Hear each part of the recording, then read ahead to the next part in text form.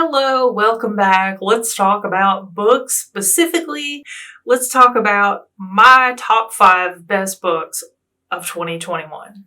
So if you watched the other video, the top 5 worst books I read in 2021, you'll know that I'm a little disappointed about my Goodreads reading challenge this year. I think I made it to 80%.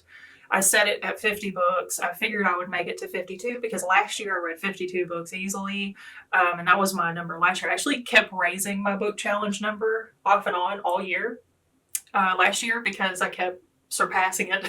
Then in December, I was like, 2 more books and I'll have one for every week. So I made it to 52 last year. I figured I would do 52, maybe even more this year. I did not. I epic failed. I made it to 40. I'm a little sad about it. I see people like Well Red Beard who reads 20 billion books per year. And I'm like, how do you do it? Teach me how to do it. It's looking like 40 is probably going to be the number.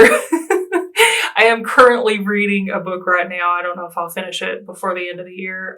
Clive Barker, The Sacrament. Clive Barker is my favorite author of all time. I found Clive Barker as a kid back in the 90s. The first book I ever read by Clive Barker was The Thief of Always. And I loved it so much. It was like insanely, amazingly over my head. I loved it even still. And I've always been like a monstrous Hellraiser fan. Hellraiser was the only movie that I ever watched as a kid in the 80s that actually scared me. Anyway, we're not here to talk about my favorite horror movies from the 80s. Sorry about that tangent. We are here to talk about my top 5 best books of the year. So let's start with number 5. Number 5 is The Body Will Follow by Rob E. Bowley. Rob E. Bowley. For some reason, it sounds like I'm saying Ebola, maybe, but also that's kind of a hard name to say with my hillbilly southern accent. So I don't know what's going on right now. Anyway, The Body Will Follow is a pretty terrific book. If you like demonic possession, books and movies and stuff, you would probably dig this book. It's a possession story, but it's unlike any possession story that I think I've ever read. This one was so quirky and weird. I love this book. I mean, like, if I hadn't read so many great books this year, this would have been higher on the list. And what's super weird to me is that this doesn't have a great rating on Goodreads. But I see that happen a lot. A lot of times books that I love the most have like the craptastic ratings, and then like the shitty books will have terrific ratings. I don't know what's wrong with people. What's wrong with you guys? What are you doing? Let me read you the blurb because I don't want to try to tell you anything about this one and then give stuff away, because if you like these types of books, you should go read this book. You really, really, really should. And then you should give it a good review on Goodreads because it doesn't have that many reviews and ratings, and it's like super low and super unfair because I'm telling you guys, this book is great. Okay, here is the blurb. It says, when Carrie reclaims her body after being possessed by a hedonistic gang of dark spirits, life as she knew it is over. Before, she was a 30-something data analyst who enjoyed preparing vegetarian meals, decorating her vintage home, and training for marathons. Now she's lost everything: her savings, her friends, her career, her reputation. The police want to question her for an array of crimes. Homeless and diseased, she's also the star of her own mortifying viral video. That's not all that's changed. She can now see ghosts, though not the traditional specters from books and films. These earthbound souls exist at the mercy of the physical world, where grass impales their feet and rain riddles their astral bodies like bullets. When she meets Daniel, who first encountered her body on a one-night stand during the spirit's debaucherous joyride, this is such a mouthful. They forge a friendship rooted in home cooking and bondage. Just as Carrie finds a new normal, she discovers that sinister spirits have possessed another victim. Will she risk everything she's rebuilt to save a stranger? Now listen, there is something wrong with you people that are giving this book a low rating. Holy cow, this book is so original and so unique. I don't want to tell you anything about it. Go read The Body Will Follow. But if you read it, be sure to give it a good rating. I'm not getting paid for this. I just really love this book. Anyway, on to number 4. Coming in at number 4 on my list, this little guy right here. There's actually a sticker. Hang on, let me just take this sticker off real quick. There's like a barcode sticker on it. it's so sticky. Ew. Gills All Fright Diner by A. Lee Martinez.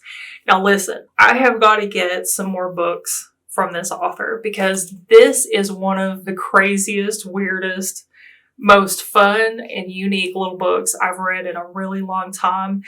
I love books like Christopher Moore is my other favorite author. I always say it's hard for me to say who my favorite author is because I have one for every category and genre. But I love Christopher Moore. I also love the Night Vale series by Joseph Fink and Jeffrey Kramer. This book kind of fits in with those types of books. So if you've ever read, they're not really bizarro, not at all. This is a horror novel. A lot of Christopher Moore's books are horror novels. The Night Vale series is horror, but it's not your typical horror novel. It's like a horror fantasy, just unrealistic horror, if that makes sense. And that's one of the reasons that I love this book is because it's funny. It's a really hilarious book. It's about a werewolf and a vampire, but they're kind of like white trash werewolves and vampires. They're on a road trip and they stop off at this town, at this diner. And there's some weird stuff going on at the diner. So they kind of get involved and they end up staying. And hilarity ensues. There's a teenage witch, not like Sabrina. This one's evil.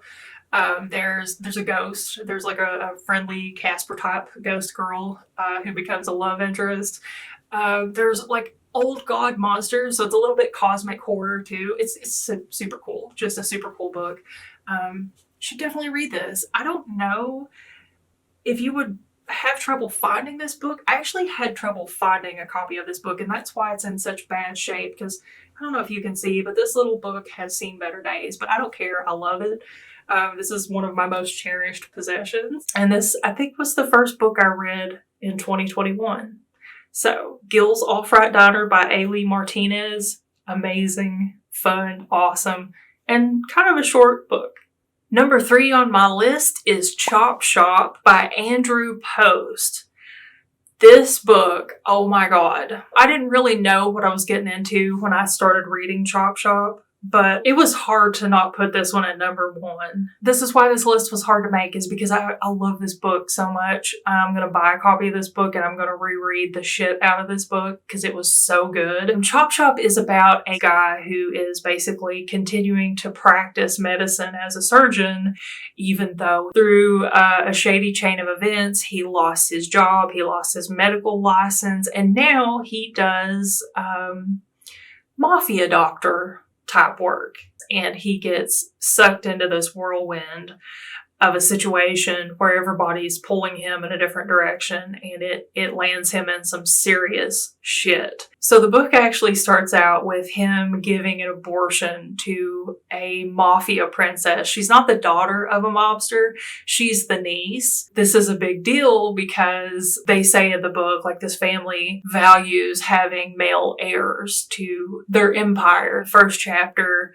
sets off the entire book. None of the rest of the book would have happened without this abortion scene. And his life goes straight to hell in a handbasket because of this one procedure. This whole book is just I was astounded at the way the author wove together this elaborate scheme. There's just such a scheme. Everybody's scheming in this book. There are several factions of characters. So you have the surgeon guy, and then you have the 2 girls who run the funeral home, and they get involved. And then there's the friend who's helping the ex-surgeon guy and kind of ensuring that he gets supplies.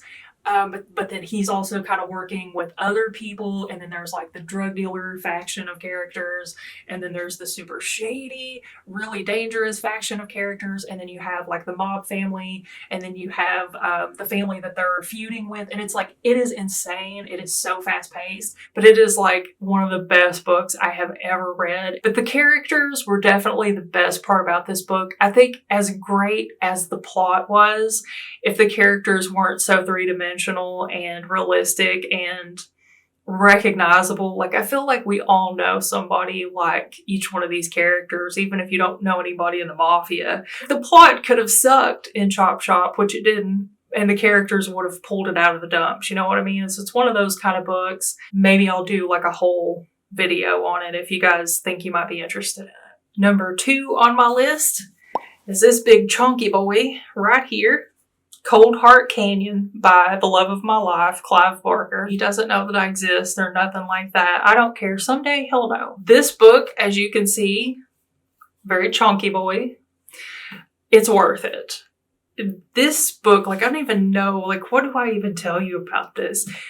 So it's a Hollywood story. It's a story about an actor who starts off, he just wants a little plastic surgery, but then one thing leads to another, and pretty soon his face is destroyed and he's in a place where there's a lot of paranormal activity. That's such an understatement. It's kind of like the place he's staying is some layer of hell. It's not. That's not what it is in the story, so it's not like a spoiler or anything. But I'm trying to not give away too much. I know this is an old book. A little bit of spoilers. So he's in Cold Heart Canyon with a bunch of ghosts and demons and what do he call them? I forget. They're like children of the night or something like that. All of these old Hollywood movie stars are kind of like in spectral form, and they have these orgies in the woods that results in animal human ghost hybrid creatures. It's insane. Okay, this is one of the most insane Clive Barker books, and I've read a ton of Clive Barker books and I love them all. I've never read a bad Clive Barker book. This book is just insane, and I'll tell you what really makes this fantastic is Clive Barker could take any idea. He could take the stupidest idea in the world and turn it into a magnificent adventure through space and time, because as you can see, like, he indulges in description and he does not shy away from elaborating on things. A lot of his books, like, I'm looking at a bunch of his books right now and they're tomes, you know what I mean? But it's worth it. It's like, there are so many elements of this book. Like, you have the fantastic, you have the horror, you have like a kind of a sick and twisted romance. There's so much going on in this book. It is such an experience. As with most Clive Barker books, his books are not just books. They're not just novels. They are experiences, okay? They are adventures into the unknown. I love Clive Barker. I could talk about this book forever. If you're looking for a big old chonky boy to read that will take you and transport you into another universe, pick up Cold Heart Canyon. It is fantastic. And now for number 1. There's only one book that could have kept Clive Barker from being number 1 on this list, because and that is The Exorcist by William Peter Blatty. So let me tell you a little bit about my experience with this book. I know we all know about The Exorcist. Everybody's seen the movie, and they're similar enough, sort of. This is one of those instances where the book is leaps and bounds better than the movie. But let me tell you a little bit about me in this book. So I've actually been afraid to read The Exorcist book my whole life. I know, I've hunted ghosts, I've done all types of occult things, paranormal things. I've been to all sorts of paranormal places and haunted places, and I've done all of these paranormal related things. For some reason, I always wanted to, but I never read The Exorcist because I was just afraid to read it. And I didn't think it would be that good because I'm not really a fan of The Exorcist movie. The movie's okay. It's, it is what it is. I know for its time, it was a big deal and I totally understand why. I never really loved the movie, but the book is the most beautiful, amazing experience. And I know you're probably thinking, what the absolute hell are you talking about? This book is written so well. I mean, obviously it's written well. It's a famous, timeless American classic, probably. If it's not an American classic, it should be. It's seriously one of the best books I've ever read in my entire life. And I've read a lot of books. And it's scary. Like, it's genuinely scary as opposed to the movie. But the funny thing is like, it's pretty similar, the book and the movie, scene for scene with the scary stuff. But reading it in the book and leaving it to your own imagination is like a whole different experience. So depending on how you feel about the movie, You should definitely read the book if you haven't. I'm telling you, it is a fantastic book. Like I said, there's really no reason to tell you about it because we all know about The Exorcist. But yeah, definitely one of the best books I've ever read. And it would be so hard for any book to ever top this book. And I could just gush about it forever. That's how awesome it was. So that's my top 5 best books that I read in 2021. What is your top 5? Do you have a top 5 worst, top 5 best? Let me know in the comments. And if you have read any of these books that I talked about, also let me know in the comments. Tell me what you think about them. If you're looking for some new books to read, I definitely recommend any of these 5 books, so be sure to check them out. I hope you enjoyed this video. If you did, don't forget to like and subscribe, okay? Please, thank you, that would be awesome. Leave me a comment and come back again sometime because we'll be here talking about books. Okay, until next time, guys, bye.